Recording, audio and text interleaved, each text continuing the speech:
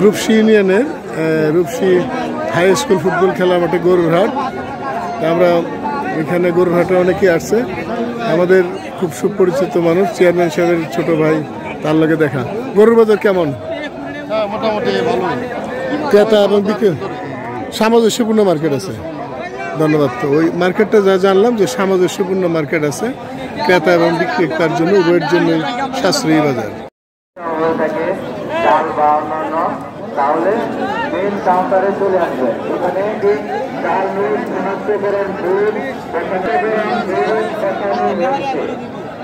টাকার মধ্যে আদায় করবে এবং টাকার মধ্যে যদি কোনো সন্দেহ হয়ে থাকে